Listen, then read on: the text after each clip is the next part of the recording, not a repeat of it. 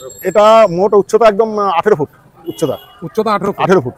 মানে এটা কি উত্তর 24 পরগনার মধ্যে মধ্যমগ্রাম তো বটে, উত্তর 24 পরগনাও বটে। আমরা আশা করছি পশ্চিমবঙ্গের মধ্যে অন্যতম আর কি উচ্চতার দিক থেকে আমাদের কারবালা ইউথ স্টেশনের এই গণেশ মূর্তিটি।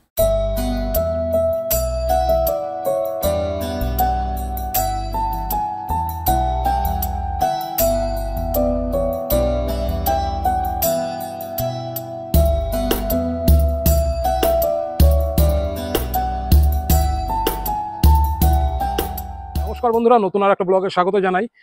রাত পোহালেই কিন্তু গণেশ পুজো। আজকে বৃহস্পতিবার, কারণ শনিবার হচ্ছে গণেশ পুজো, মাঝখানে একটা দিন হাতে পাচ্ছে সবাই শুক্রবার। এবং মধ্যমগ্রামে চলে এসেছি এমন একটা জায়গাটার নাম হলো কারবালা প্রাইমারি স্কুল, ঠিক তার পাশে চলে এসেছি। এবং এখানে যার জন্য আসা সেটা তো বুঝেই গেছো যে গণেশ পুজোর জন্যই এখানে আসা। এবং এই গণেশ ঠাকুর যেটা তৈরি করা হয়েছে গণেশ পুজোর জন্য, সব থেকে বড়, মধ্যমগ্রামের সব থেকে বড় গণেশ প্রতিমা কিন্তু এবার এখানে তৈরি হয়েছে। চলো সেটা দেখিয়ে দেবো। খুব সুন্দর লাগবে, খুব ভালো লাগবে। কারণ আমরা সাধারণত বাঙালিরা এই গণেশ পুজোটা নিয়ে অতটা আমাদের ভেতরে কিন্তু প্রচলন নেই। ছোটোখাটো পুজো হয় গণেশ পুজো, কিন্তু এত বিশাল করে গণেশ পুজো হয়, প্রতিমা তৈরি হয়, সেটা দেখাবো। মধ্যমগ্রামেও কিন্তু এরকম বড় বড় প্রতিমা এখন তৈরি হচ্ছে। তো চলো একদম ডাইরেক্ট সেই পুজো মণ্ডপে নিয়ে যাই, সেখান থেকে তোমাদের তুলে ধরি। অবশ্যই বন্ধুরা, যদি সুযোগ পাও এই কারবালা এসে একবার ঘুরে যেতে পারো। এটা সাজিরহাটের ঠিক পাশে অবস্থিত। কারবালা খেলার মাঠ বললে যে কেউ দেখিয়ে দেবে। ঠিক তার পাশে প্রাইমারি স্কুলের সাথে লাগানো এই পুজো মণ্ডপ।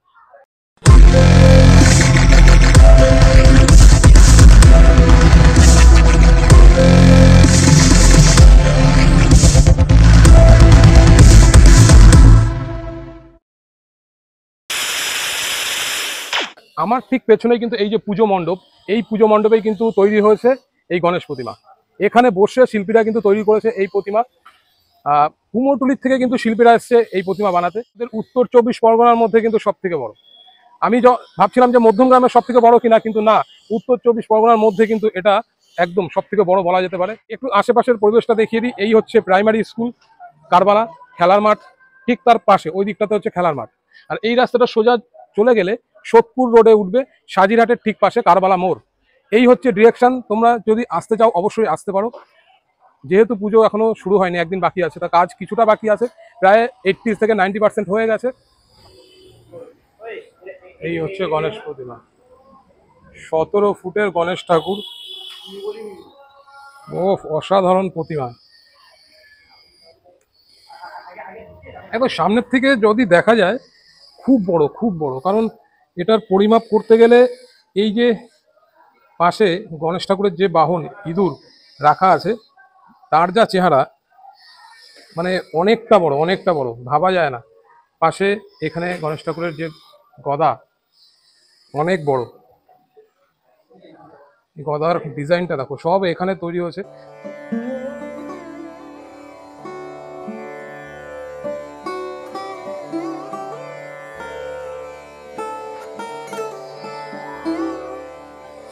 এই অলংকারগুলো দেখাই কতটা সুন্দর। গণেশ ঠাকুরের যে ধুতিটা আছে লাল কুচি দেওয়া, পার সমেত, এই হচ্ছে পার।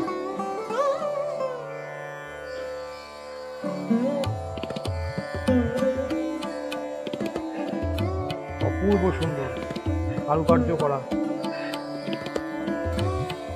মানে আমি যেখানে দাঁড়িয়ে আছি একদম সামনে দাঁড়ানো, এখান থেকে গণেশ ঠাকুরের পুরো চেহারা কিন্তু আমি আনতে পারছি না। এতটা বড় হয়েছে আর এতটা সুন্দর লাগছে দেখতে।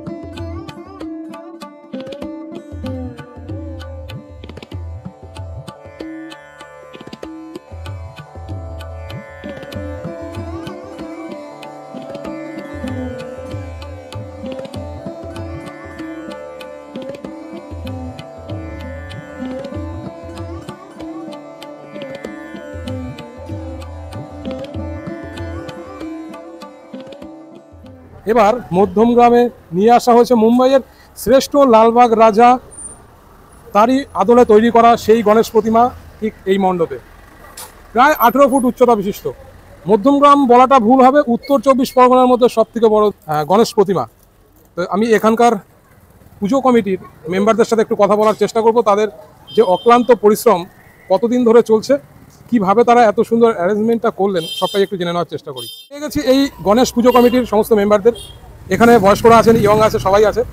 সবার প্রথমে এই দাদা, মানে সনদদা, আমি চিনি সনদদাকে। দাদা, আপনাকে নমস্কার জানাই। হ্যাঁ, ধন্যবাদ ভাই তোমাকে আসার জন্য। হ্যাঁ, আপনাদের এই যে গণেশ পুজো, এটা কত বছর থেকে শুরু হয়েছে? এটা 7ম বর্ষ, মানে 7 বছরে পড়লাম আর কি এটা। আচ্ছা, এবার আপনারা কত ফুটের হাইট রাখলেন? এটা মোট উচ্চতা একদম 18 ফুট উচ্চতা। 18 ফুট। মানে এটা কি উত্তর 24 পরগনার মধ্যে? হ্যাঁ, মধ্যমগ্রাম তো বটে, উত্তর 24 পরগনাও বটে।